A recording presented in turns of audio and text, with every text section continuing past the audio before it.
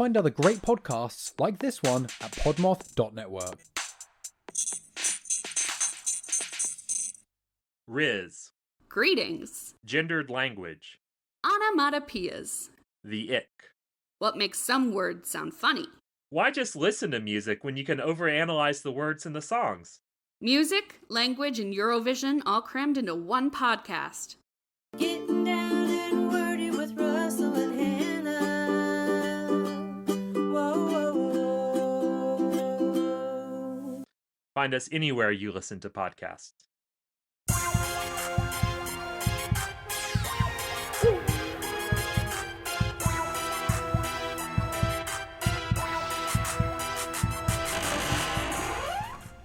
Hey, what's up, you guys? Hey, what's up, you guys? I'm Catherine, And I'm Haley, and we are Saturdays for the Ghouls. a Podmoth podcast. How are you, Haley? I'm doing good, Catherine. How are you? Pretty good. What are we doing today? We're doing some spooky stories today. You can just sit back, relax, put a bonfire out. Let's not do any pyrotechnics. We know you guys. If you're anything like us, let's not do fire. Let's just put No the fire fire. thing on the YouTube so that it looks like you have a little fire in front of you.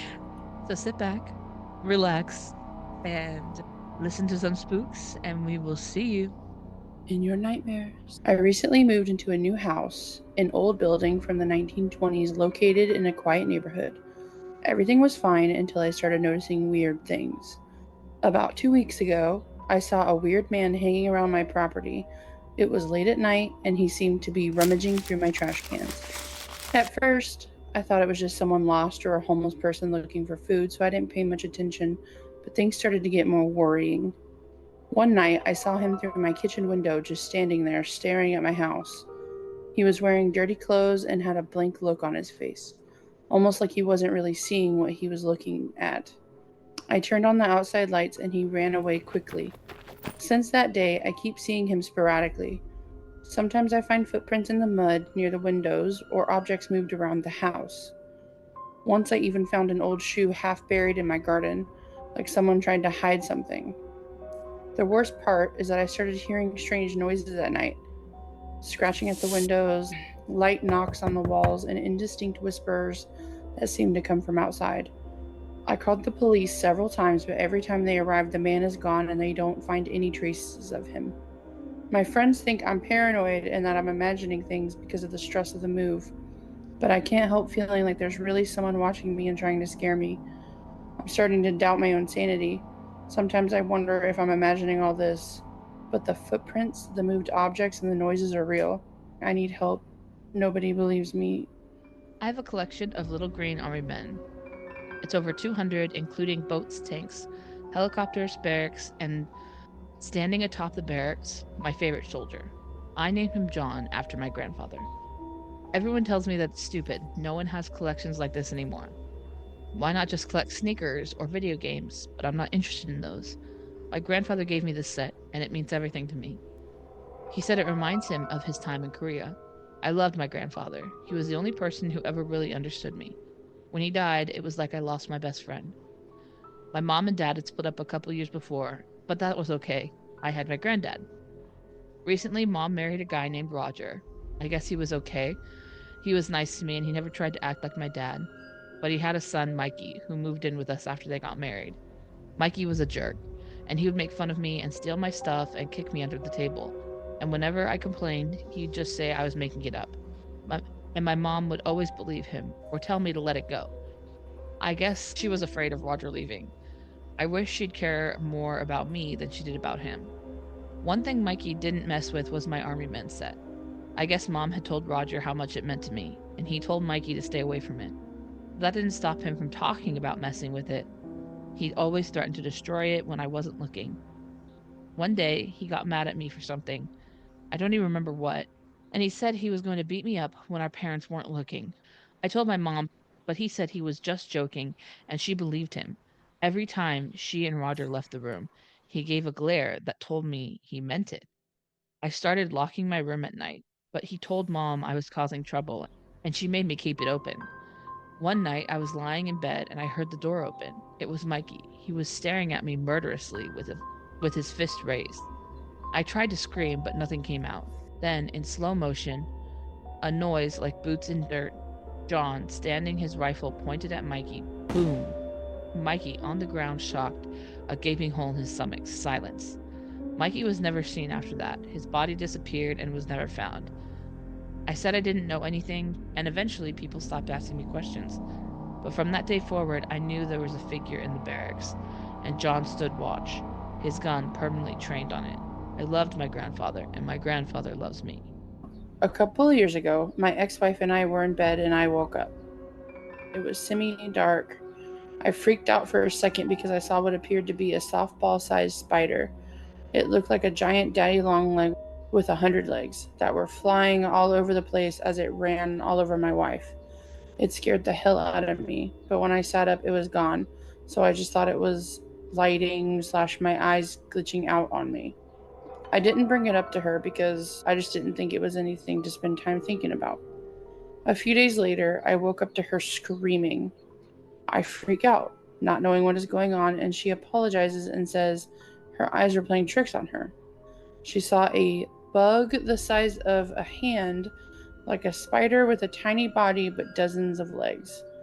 It was running all over you really fast. Weird. And I had almost forgotten about it until I woke up in the middle of the night last night and saw the same thing, but on my dog. Again, sit up and it's gone. Like I said, I'm not saying it is paranormal, but I want to know how in the hell we could both have seen the same thing, doing the same thing without us ever having talked about it before. I'm 33 female, but this happened back when I was 24. I'm a nurse by profession. At the time, I was working at an outpatient facility. I was stuck on strictly night shift at the time, and to this day, I still get antsy during the night shift. For those who may not know, outpatient facilities are used for patients who are recovering from surgery. On a typical night, we would have 1 or 2. It was rare that we had any more than that. I don't remember how many we had on this night, but it was somewhere along those lines. During the night, there were a few things I was required to do, and I would act upon request if needed. But me and the med tech were usually in the nurse's break room, which was right next to our desk, watching TV or playing on our phones. We also had a security guard. It was an unarmed security position, which I still have issues with, and they did less than we did. Our full-time guard was a man who was pushing 70. Don't get me wrong, he was the biggest sweetheart in the world, but if ever push came to shove, I don't know how effective he would have been in a state of crisis. Our other guard was a part-timer. He only worked 2 to 3 shifts every couple weeks. My brother used to joke that he was a professional NPC because he worked several jobs to make ends meet. And at the time, he was 28, and the nursing staff tended favor to him because he actually did his job properly. One reservation I did have about him was that he wasn't always in the security office. He actually conducted his checks and would do a few checks in the adjoining facility, so he wasn't always at his desk. We didn't always need him, but it was nice to have him in case we needed to go outside. This was one of those nights when he was working, and this was the circumstance. So this isn't great for a nurse to say, but I used to go out a few times a night to have a sneaky cigarette. I've quit smoking since, but at the time I would probably leave between 4 to 6 times a night to smoke near my car. It was around midnight, give or take, and I was posted up against my car smoking when these 2 guys started walking through the parking lot. Trespassing was a big no, but the parking lot was a shortcut to the local motel, and security usually wouldn't get involved if people were just quickly passing through. The 2 guys spotted me and called out to me, which I didn't respond, which seemed to be an invitation for them to approach. I know I should have just tossed them a cigarette and went back inside, but 24-year-old me ignored common sense. Both guys were probably in their mid-20s. Nothing looked off about them, aside from the way they were talking. And the fact that they were going to the motel, they probably wouldn't have stood out in a crowd to me. One of them asked me for a cigarette. I said that I had left my pack inside, so I couldn't help him. He started asking me questions about my job and where I was from and how old I was. I didn't take the bait on any of these questions. I told them I had to get inside, and one of them stood in my way, and the other asked if he could have my number. I said no. The thing that took me overboard was one of them had moved my jacket to see my name tag and put his face really close to read my name. It was obvious he was just trying to look at my boobs. That was the line for me, and I pushed past them and foolishly went to the front door that my key card didn't open. So I literally had cornered myself between the door and these two random guys. I had to find a way around them to get inside. I had to find a way to get around to get to the side door that I exited from. But judging by their body language, that wasn't going to go my way. Thankfully, I was greeted with a familiar voice. Our friendly neighbor security guard was checking apparently the other facilities and managed to show up in time before I had to either run or plead. One of these guys got smart with him, and after an intense staring contest, he backed down. The two left. I did enjoy the look on his face when he realized he was actually dealing with someone who could probably cause them some serious harm. I remember giving him a hug and thanking him. I started looking forward to his shifts. He made us all feel a lot safer. To this day, I don't know what these two guys' intentions were. As much as I'd love to believe they wouldn't have tried anything in plain view of security cameras, being a nurse has taught me that people frequently don't think with their heads sometimes. My dad bought the old lake house for quite cheap. The old owner's family was looking to get rid of it, and my dad was having his midlife crisis, which made the house an easy impulse buy for him. I had always loved swimming and playing games in the water, so my dad would take me up there during the summer. I would swim all the time and play with Pike, the neighbor's dog. One night, I overheard the neighbors talking about the old owner as they were drinking and sitting around their campfire. He went swimming one morning and never came back. Eventually, they found him, dead and waterlogged, his skin peeling from his body. Fish had nibbled on his face. They were going to burn his body, but somehow they lost it. The body just vanished, and the rumor was it was still somewhere in the lake. It was hard to go swimming after hearing that. Eventually, I got over my fear. Then one night, I was awakened suddenly at some odd hour. I remember having a dreadful feeling sitting at the depths of my stomach. I got up to go find my dad for comfort. When I exited my room, I heard strange sounds. I crept toward my dad's room. The door was slightly ajar. I peered through the crack in the door, and what I saw made my blood go cold. My father was on his bed, and a figure stood over him, its face buried in his gut. It was feeding on him. Unable to control my fear, I let out a peep. The creature looked immediately, and I saw its face. I saw its glazed eyes, unhinged jaw, and rows of sharp teeth. It had skin that was waterlogged and falling off, and it was soaked with blood. I ran out the back door, and I hid behind a bush. The creature followed quickly. It stood in the yard, and I felt my heart pounding so loud I was afraid it would hear. It scanned the yard, trying to locate me. I was on the verge of tears when I heard a bark. It was Pike. He had gotten out again. Sensing the creature, Pike began barking at it, but it didn't last long. With animal ferocity, the creature leapt into the neighbor's yard. Pike whimpered, then it went quiet. I watched the creature drag poor Pike into the lake, then it was gone. One of the neighbors found me in the morning and called the police. Nobody believed my story when I told it. Instead, they began searching for a killer they'd never find. After that, I demanded that my mom move to a new state. Now we live in Arizona. It's fine living here. At times I hate the heat, but the nice thing about the desert, there are no lakes. I was singing in the shower, and then I heard a woman's voice singing along as a person passed by my doorframe out of the corner of my eye. For reference, I have a small bathroom. It's a shower bath combo, and it faces the doorframe, so there's no room for mistakes. My mom was downstairs making dinner, so I assumed she had come up to grab something. I yelled out, "Huh?" but heard nothing. I finished up my shower, and then I asked my mom if she had come upstairs because I saw someone short pass by the doorway while we were singing. Immediately, she said no, but before you said huh, I heard a woman's voice saying something up there. I never told her I had heard a voice yet, let alone a woman's voice. I googled signs that you are visited by spirits, and right as I scrolled across, I felt the tip of my nose get warm and fuzzy, like a spiritual nose boot. I think it might have been my great-grandma, but I'm not sure. All I know is that the vibe in the house feels peaceful. I was singing Beyond the Sea, and I asked my grandma if she grew up listening to that song a lot, and she said, "Bobby Darin, that song played all the time. We loved that song. Listened to the song a few times in the house I lived in." Harry James also did the song, and it was in a lot of old movies. Harry James was a famous band leader, and Grandpa was also a famous band leader. Sadie's reflection in the bathroom mirror kept looking over her shoulder. It had been happening for a week now. At first, it didn't really register with Sadie. While brushing her teeth, it seemed like her eyes in the mirror randomly flicked sideways. It was like a flicker of the TV during a lightning storm, so fast you could easily convince yourself it never happened. She shrugged it off, but it kept happening. A couple nights later, Sadie was washing her face before bed. After bending down to scrub the last of the soap off, she looked at herself and found her eyes weren't looking back at her, but over her shoulder. Her mirror image's face crinkled slightly in worry. Shocked by this incongruity, Sadie flipped off the lights and dashed into bed. After a week of avoiding her mirror, Sadie managed to convince herself it was all in her head. There was no possible way a reflection could look somewhere else independently of its creator. She shook her head, walked into her bathroom, and began her nightly routine. After rinsing her mouth, she looked again at her reflection and noticed a stark difference.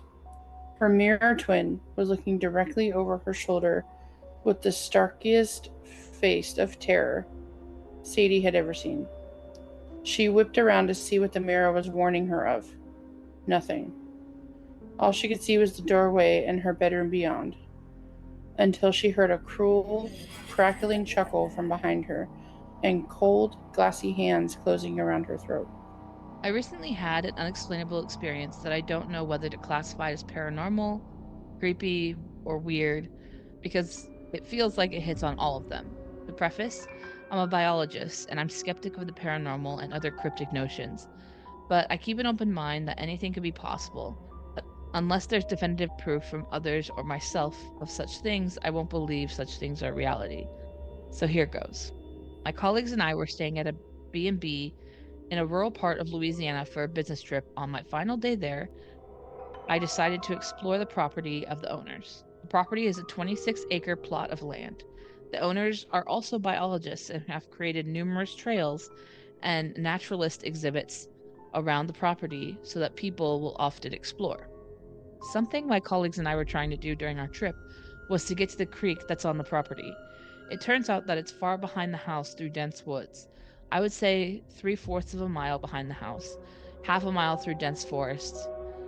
After my coworkers tried and couldn't find the creek due to a number of reasons, fire ant mounds, mosquitoes, and simply not finding it, I thought I would try and find it and give me something to do. I'm very experienced in the outdoors and bushwhacking is nothing new to me.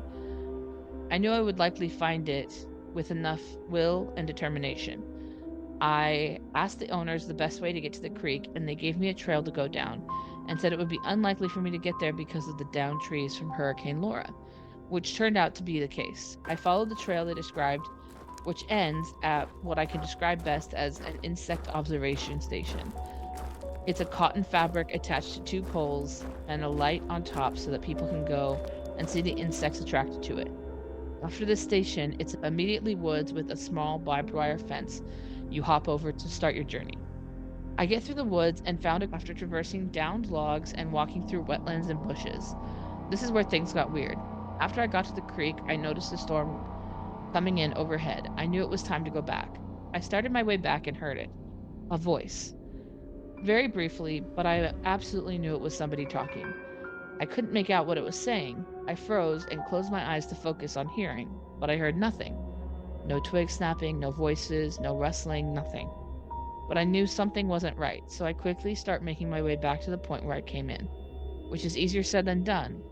On my way back, I heard something close to a giggle.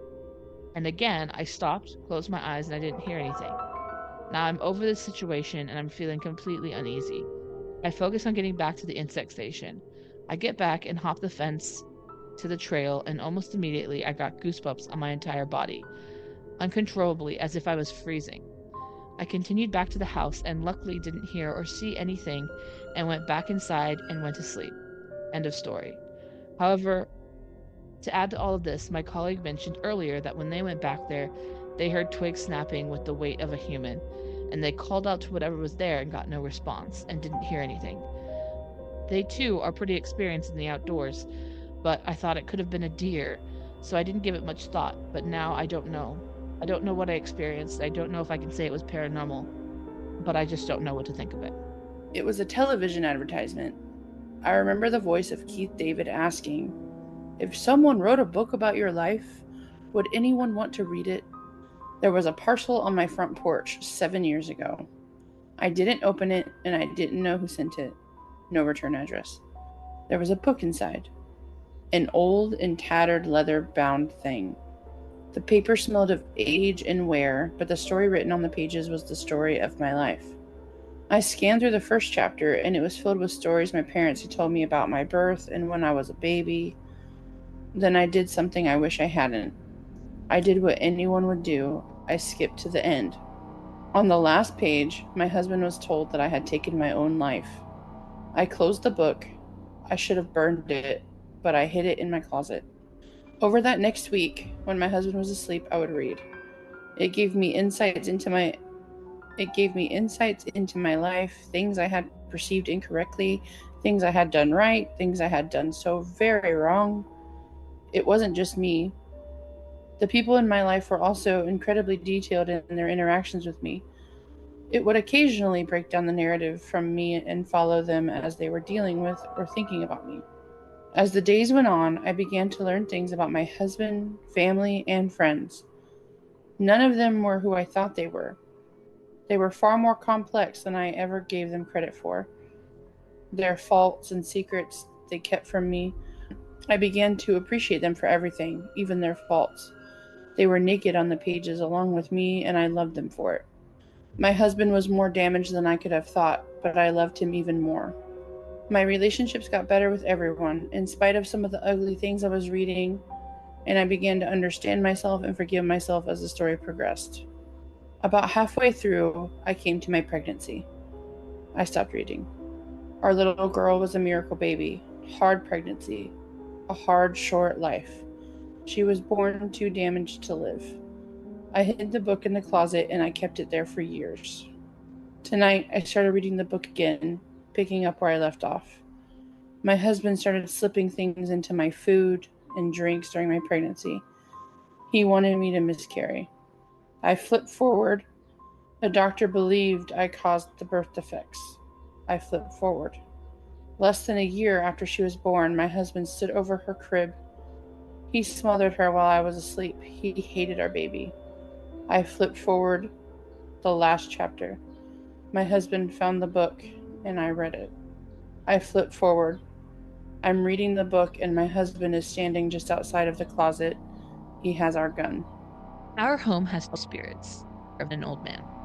My son first became aware of the old man when he was playing on his backyard swing one day with his friend a few months after moving into our home.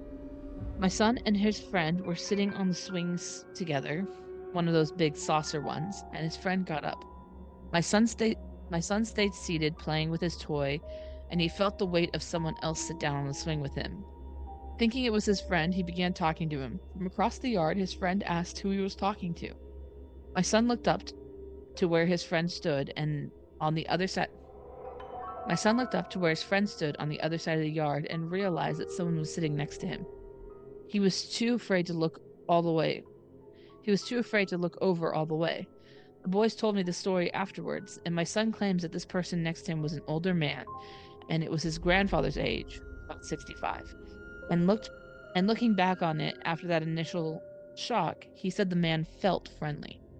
I believe that the old man looks out for us. I've had things go missing and have them end up in odd places, like someone's moving them for us to help us later. For example, a necklace I wore for years broke the first night we moved in. Upset because it was sentimental to me, I set it on the living room table, and when I went back for it the next day, it was gone. I figured it had just moved by my husband, but he swore he hadn't touched it. And the last place I saw it was on the table. My son had no idea it was missing until I told him. I found that necklace a year later in my bedside table, buried under papers and junk. Tonight I lit a candle and set my lighter on the dresser. When I went to grab it again a few minutes later, it wasn't there. I spotted it sitting on the en-suite bathroom sill where I hadn't gone for a few minutes. I turned and grabbed it. A spider walked across my bedroom carpet between me and the bathroom, but not just any spider, a brown recluse, and it was headed straight for my bed I was about to get into. If I hadn't been looking for the lighter, I wouldn't have seen it. We've had other things disappear and reappear in in this manner many times, and I believe that it's the old man trying to help us out.